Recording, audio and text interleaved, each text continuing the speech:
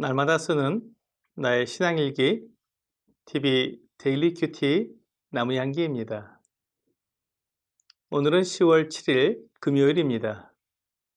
오늘 함께 큐티할 성경 본문은 사도행전 8장 1절에서 8절입니다. 사울은 그가 죽임당함을 마땅히 여기더라. 그날에 예루살렘에 있는 교회에 큰 박해가 있어 사도 외에는 다 유대와 사마리아 모든 땅으로 흩어지니라. 경건한 사람들이 스데반을 장사하고 위하여 크게 울더라. 사울이 교회를 잔멸할새 각 집에 들어가 남녀를 끌어다가 옥에 넘기니라.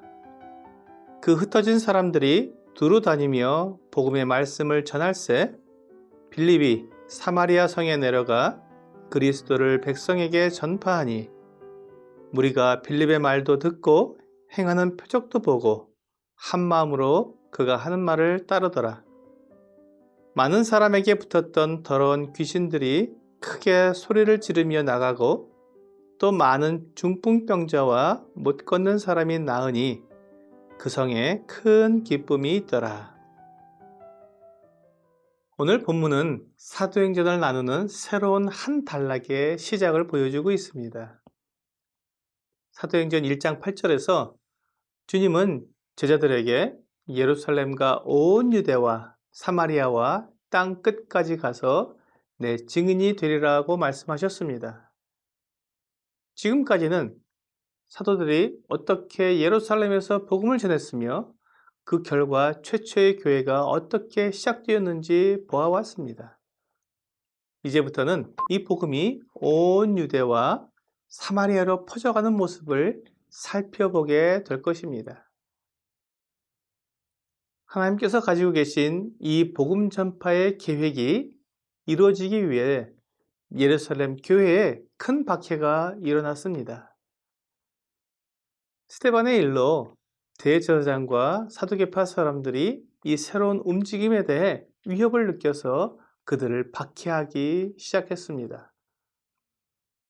그런데 예루살렘에 있었던 박해는 큰 박해였다고 기록되어 있습니다.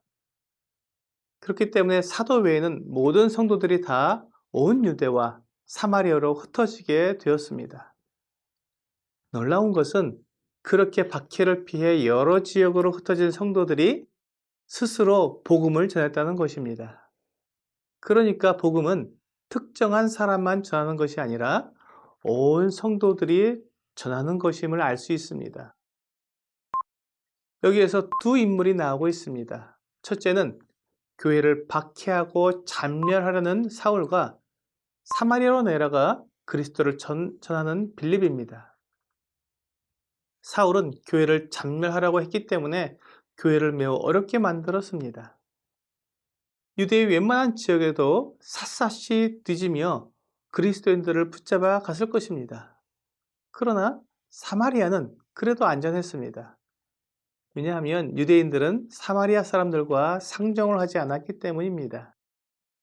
사마리아 사람들은 이스라엘 땅에 살고 있지만 여러 나라 사람들이 섞인 혼혈이었습니다. 그래서 유대인들은 사마리아 사람들을 인정하지도 않았을 뿐만 아니라 그들과 만나는 것도 싫어했습니다.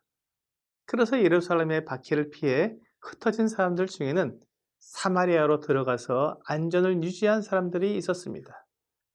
그 중에 빌립은 사마리아에서 백성들에게 그리스도를 전파했습니다. 그리고 그들에게 표적을 행했습니다.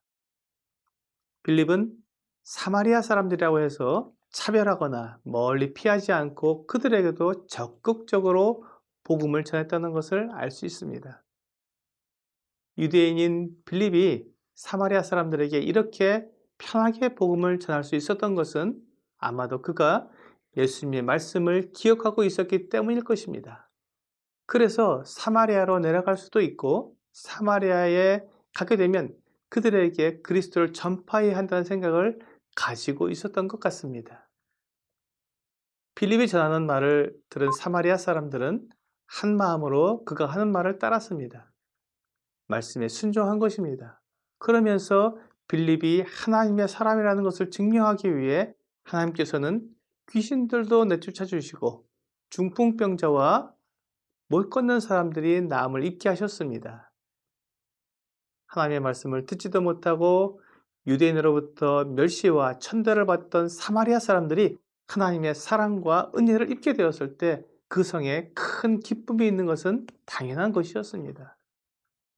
하나님은 예루살렘 교회에 큰 박해가 있게 하셨지만 그것은 그들이 죄를 지었기 때문에 일어난 것이 아니라 하나님의 계획에 따라 온 유대와 사마리아 그리고 나아가서 땅끝까지 흩어지도록 하기 위해 하나님께서 허락하신 어려움이었습니다. 박해가 기쁜 것은 아니지만 그런 박해를 피해 흩어지는 중에도 사람들에게 복음을 전했던 초대교회 성도들의 모습을 보면서 오늘날 현대교회가 도전을 받아야 할 부분이라고 생각합니다. 오늘의 적용 질문을 보겠습니다. 하나님을 섬길 때 어려움이 오면 나는 불평과 원망을 합니까? 하나님의 뜻을 구하며 끝까지 섬깁니까?